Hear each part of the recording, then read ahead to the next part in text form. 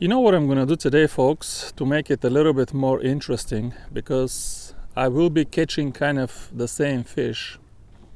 The problem today is that the wind and the sun are coming from the same direction. So if I see some fish over there and I turn the boat around so my nose is pointing to the fish, both the wind and the sun will be in my face. The wind is going to be hitting the microphone and it's gusting up to 20 miles per hour today.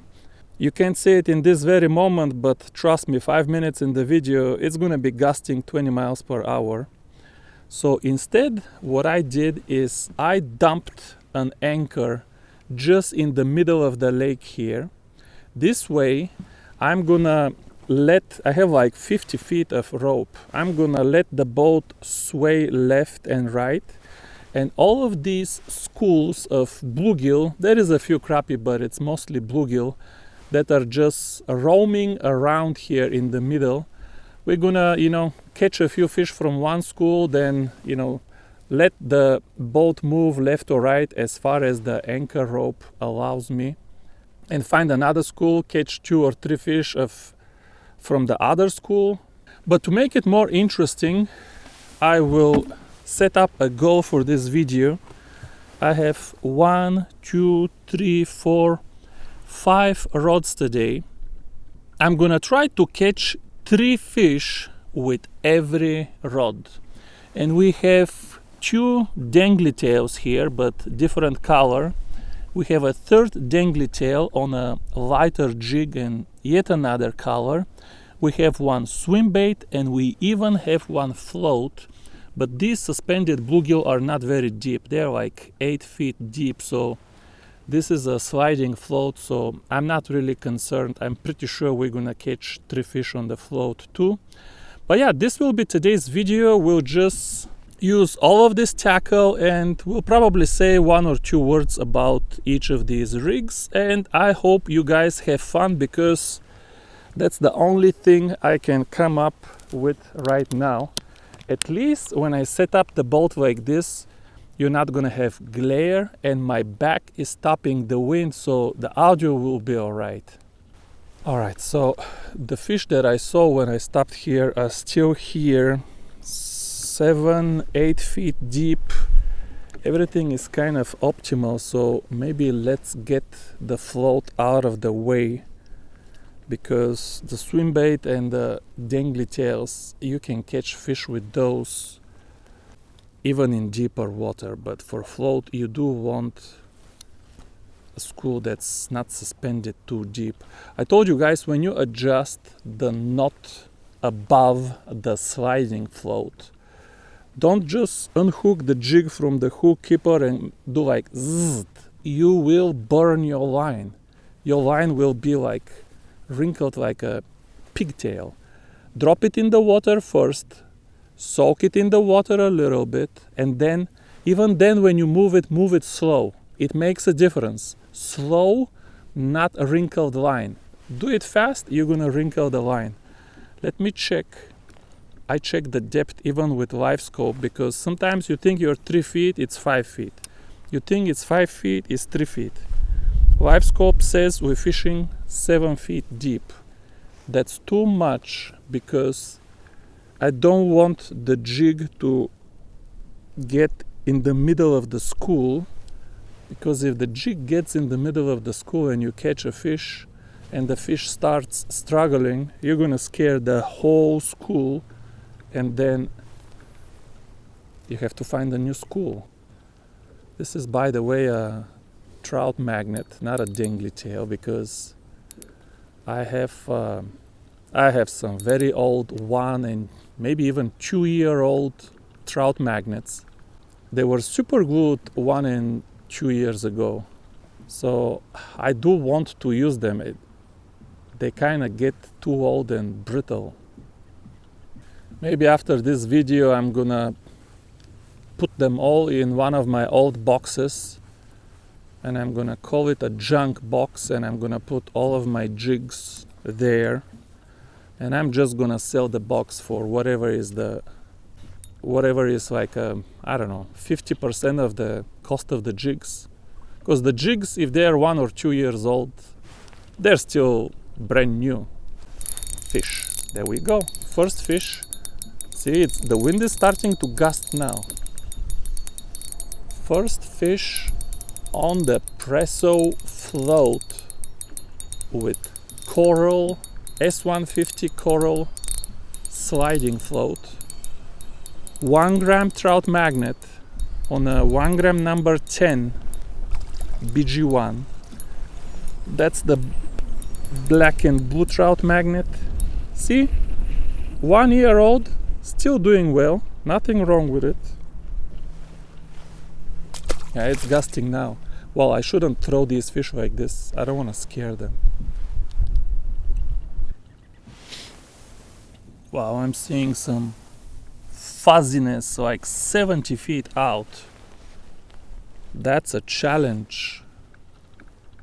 But with the wind in the back, let's see if we can get 70 feet out. Now, I will never tell this, like, you're not gonna see my jigs on live scope 70 feet out. They're too small. Huh? Maybe there was a bite. I can see the float though. Just this antenna is amazing. The antenna is bright, I can see it, no problem. The antenna is there. If they take it down, I'm here to give them the business. Fish number 2. It's gonna be a long video. I thought it will be faster, but these schools, I lose them after 1 fish. I'm sure I will never see that school again. By the way, this might be the longest I have ever in my life targeted and caught a fish. 70 feet out. The S150 will fly a long way, folks.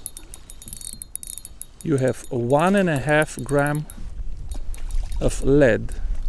By the way, this has a 0.5 gram olive on top of it. 1 gram jig and 0.5 gram olive. But then the float has like a maybe 1.25 gram weight also.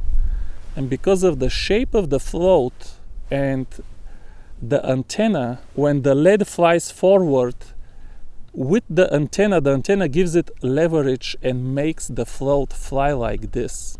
It flies like a bullet. If it didn't have the antenna, it's not gonna fly like a bullet, even though the shape is like a bullet, but you need the antenna to give it leverage. Anyway, you saw it. That was 70 feet out. I saw them, I cast, and I caught them. And it was just some fuzziness. There are still some fish there.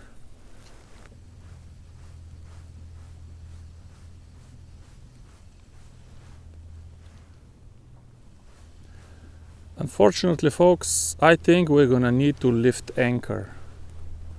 These fish, my gosh, I don't even use the trolling motor. I don't know how they sense me. But there was 1, 2, 3, 4, 5 schools. Man, everything is gone now. So I'm afraid we're gonna have to lift the anchor and find us some other schools. We might be against the sun, against the wind. What can I do? I tried my best. We will try to stick around with the original plan though and catch 3 fish on every rod. Give me a minute here. That's not too bad, that's not too bad. Hold up. That's not too bad at all. Alright, we're moving. USS Liberty is still for sale, folks. You can get it with all the electronics, all the lithium batteries, 2 trolling motors, 1 on the back, 1 on the front. You can put your own little kicker or some other used gas engine. You can put a brand new Yamaha 60 or 70 horsepower for 7,000 and have a perfect boat for the rest of your life. Seems like I'm on the same place, but I do see some fish over there. Maybe I moved just a little bit, I don't know. Man, perfect bite. Come on, Mr. Trout Magnet. How did they bite a trout magnet without eating it? It's impossible. Maybe some baby bluegill here. Not very big.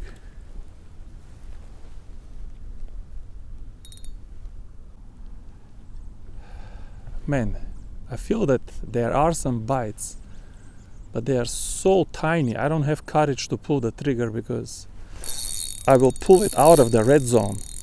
And that's not a small fish. Listen to the sound of this old girlfriend. This old girl. This old girl knows how to sing. Diver theory. If we could go back in time, I would buy me quite a few of these. By the way, Daiwa says new technology, this, that. I don't feel the new Vuvius is any smoother than this Daiwa theory. They're lighter though. Maybe the resistance is lower. Even the resistance is nothing to... I mean, they're both super low resistance. I got the big head net because I was gonna go fish Tennessee River today, but couldn't get up early enough in the morning. There was no time for Tennessee River. But for Tennessee River, we're gonna need the bigger head because you get drum, you get a bunch of big fish this time of year. Okay, folks. 3 fish on this little black and blue, what is it called? Bulldog trout magnet. Let me see first, let me find some school to see how deep it is. And then we're gonna pick the next rod.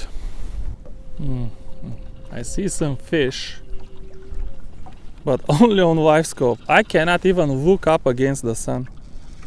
This is a good situation for because I cannot even twitch. This is a good opportunity for the swimbait, folks, because the swimbait, you just cast it and you don't need to twitch. You just reel up very slow till you get a hit.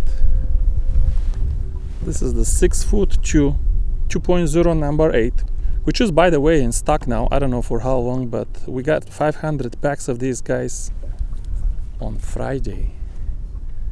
So let's see if we can reach some fish.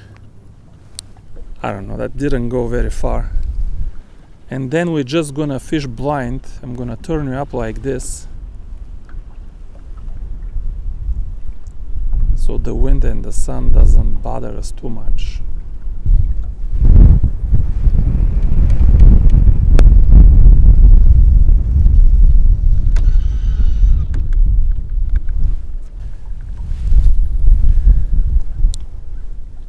Yeah, it's exactly what you want in this wind.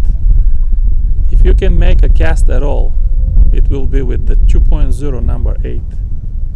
Whoop, there's one. Now the wind doesn't bother the fish. They, for some reason, love wind. Wind just opens their appetite. It's just difficult to fish for ultralight anglers.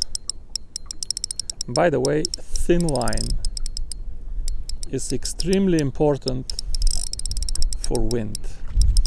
Forget about the sensitivity. If your line is thick, it has so much air drag that how you gonna hold the jig in one place at all?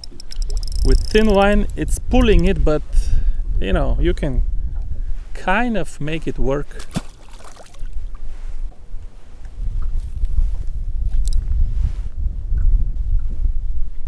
All right, let's try again, I guess. And the wind is just too much right now.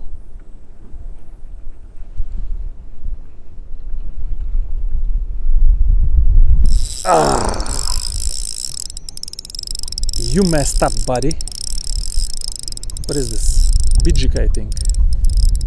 too fast to be a crappie. Big jig that can eat a 2-inch. Not that big. Oh! Lost it again. See, he didn't eat enough. He has to swallow all of this and the hook. Everything looks perfect. And the hook is, the gap is perfect. Even the hook is ceramic coated, so it's non-reflective. It's actually very difficult to see without, you need a lot of light and contrast. This hook is very difficult to see.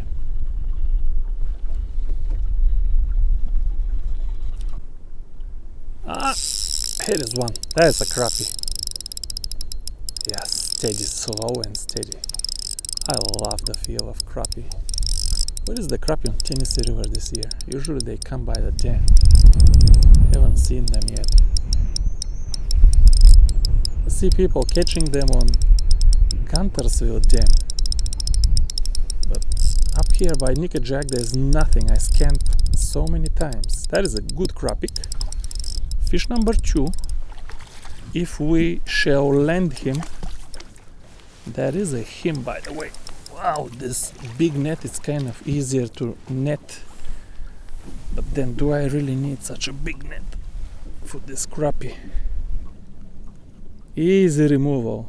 No harm for this fish. Look at this. You cannot even see the hook because it's ceramic coated, non-reflective. Look at this. Zero harm to the fish. Fish number 2. With the 6-foot 2 Beleza UX. This is Luvia's STSF 2.1 pound polyester.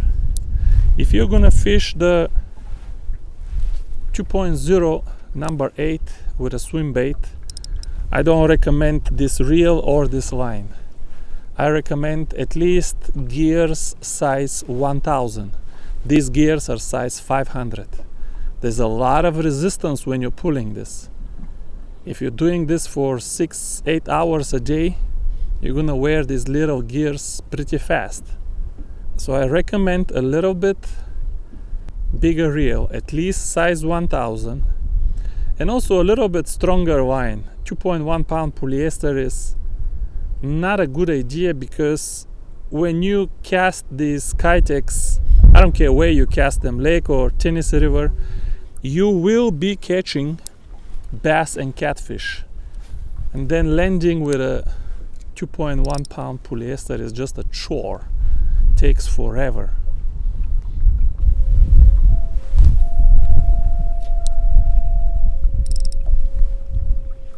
Maybe fish backwards, less drag.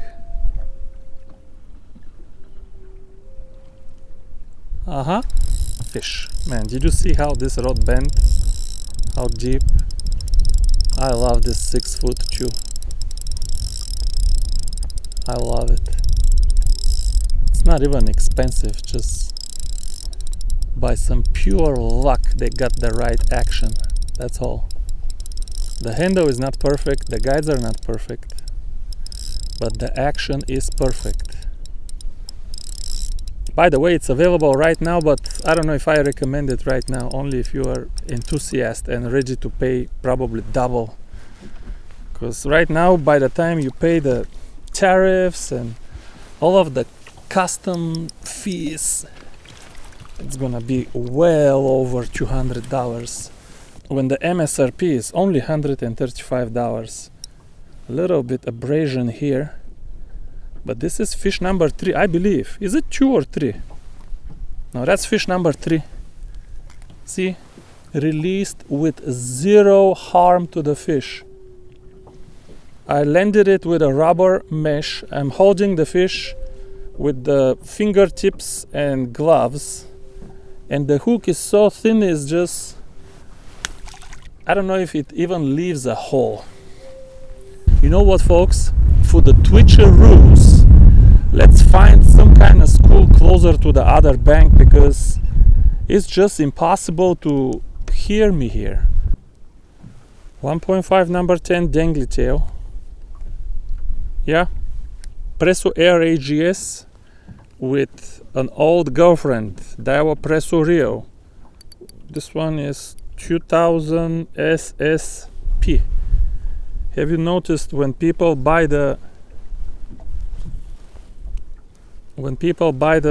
high gear ratio, they always tell you the model number, but when they buy the regular gear ratio, the low gear ratio, they never tell you the gear ratio because they feel kind of embarrassed. I didn't get a fast enough product.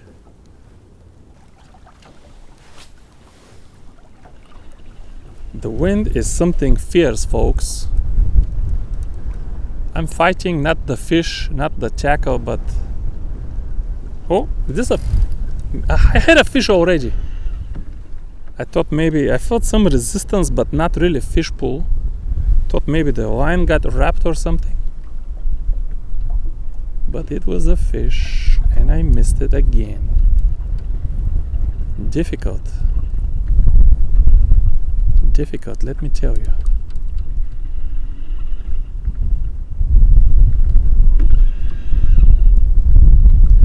Folks, let me cast the 125-12,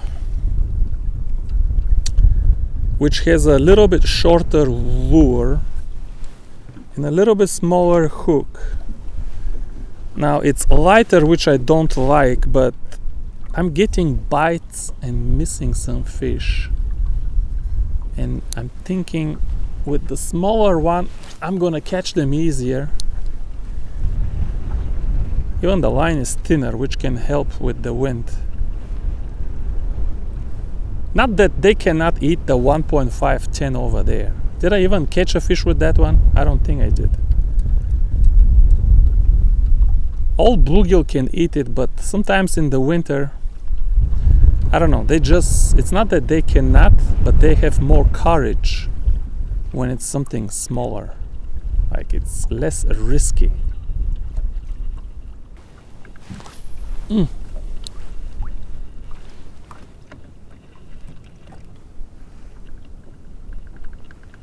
Chop. Fish. Wow. This is not how I thought it would go, folks. I thought the dangly tails are not a problem. I thought the float might be difficult to complete. The swim bait, also not a problem. Let's see why it's so difficult. Okay. I mean, it's not huge, but this in the spring will have no problem eating even a Kitek. But the 1.5 number 10 dangly tail absolutely should not be a problem for this one.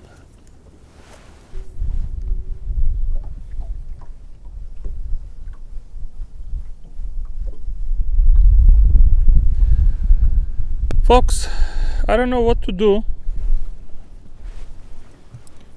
One on the green, one on the peach. Let's try with the purple rain. Maybe the purple is the ticket. I don't know. Doesn't make sense.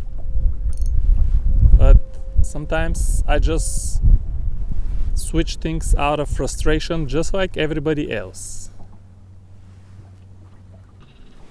These fish, folks, just will not chase. I'm wondering if I should switch back to the float, just out of pure curiosity. Maybe if I do the slow dangle on top of their nose, then they will take it. There's one.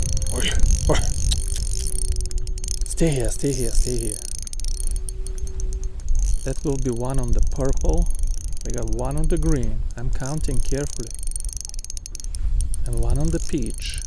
That's a crappie, that's why. You find a crappie, they will work with you. These little bluegill just will not cooperate. Come here in the big net, come here. Whoa, the big frying pan. So convenient. Okay, well, not exactly choked it, is it? Just barely. Even the crappie is grabbing it like this. I don't know.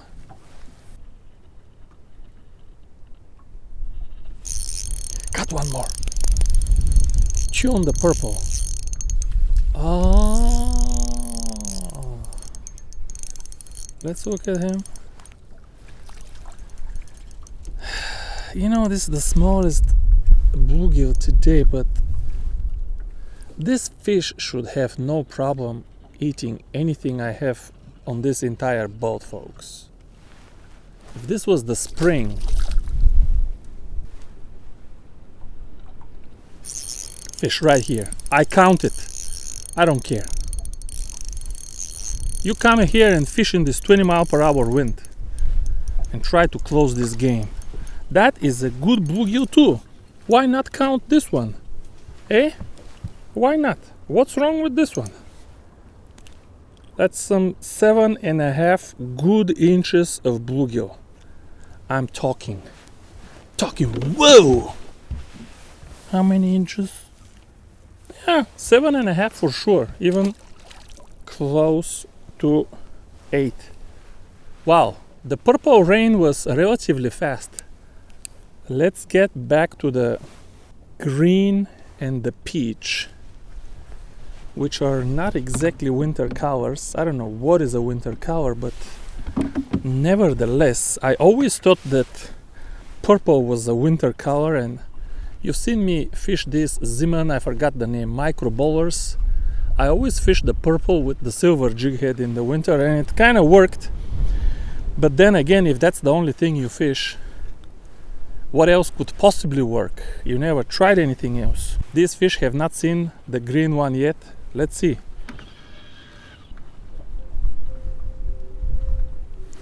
Fish, no!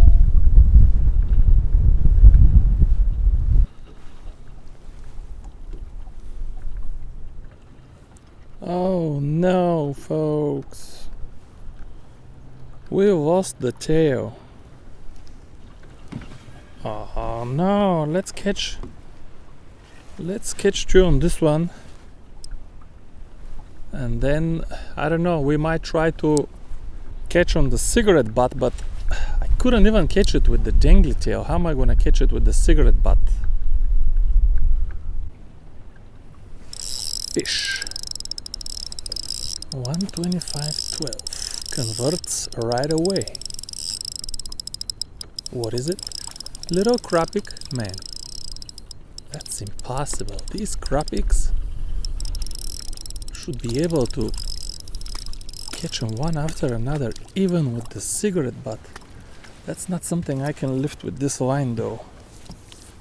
Hold up, don't move. Don't you move. Alright. Number 2 on the peach. Dango. Let's catch one more on the peach dango. Then I will decide what to do with the cigarette butt. Am I gonna try? Fish. Number 3 on the peach dango. Huh. I don't know. Let's land this guy first. Complete the challenge, and then we'll see. I'll make a couple casts with the cigarette butt, give it a shot, but if it doesn't work, I might switch to one of the other rigs to complete the challenge, because I don't want to retire a new green dangle. I do have a green dangle already, by the way, but I just don't want to retire. There is no time. Look at the sun. The sun is about to drop drop behind the trees. Let's make a quick cast with the green cigarette butt. This sun all day in my eyes, all day. I gotta get a second live scope so I can fish from the back of the boat. Fish. couldn't catch them with the tail, but on the cigarette butt, you know why, right? They tried to snipe only the tail, and they did. But without tail, it's kind of hard to, there's nothing to grab but the tip of the hook. Man, I set the hook good on this one. Didn't rip the lips of any of the crappie, or on this bluegill, I did. You can tell that I've been struggling. Look at now for the outro. The weather is so gorgeous, but you have no idea what kind of wind gusts I've been fighting today. I thought here in this little lake, so much protection from the forest, it's not gonna be gusting like this. It was gusting like crazy.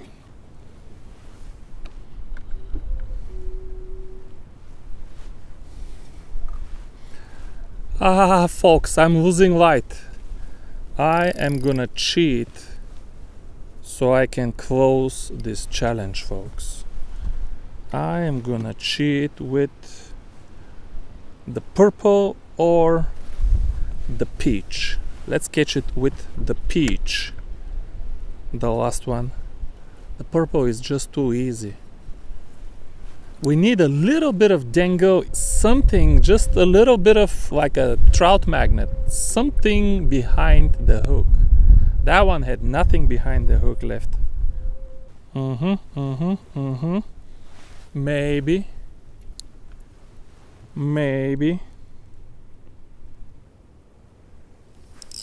Right here under the boat. Ask me if I care. That's not a bad bijik. That's a good bijik. Why so difficult? I mean, these bluegill folks drove me nuts today. I don't know what was a bigger problem today. The bluegill bite or the wind. I mean, the wind was tough. Don't get me wrong. But I feel like the bite was very tough also. You dangle right in front of the mouth, and they still don't want to cooperate. Here you go. I think that this is a beautiful closing screen, folks. I gotta run now, folks, because like I said, I want to load the boat with whatever little daylight is left. That is probably over 8 inches, but let me just put it on very quickly. Yeah, that is over 8-inch female. Alright folks, thank you very much for watching. I'm gonna do this exact challenge with 5 rods and 5 different baits another time, perhaps on this same lake, maybe even with a clock or something. I want a rematch because this time was incredible struggle. I don't know if it was the water, the temperature, I can blame a million things, but surely I could have done better. But thank you folks again for watching this one, and I will see you very soon. Bye bye.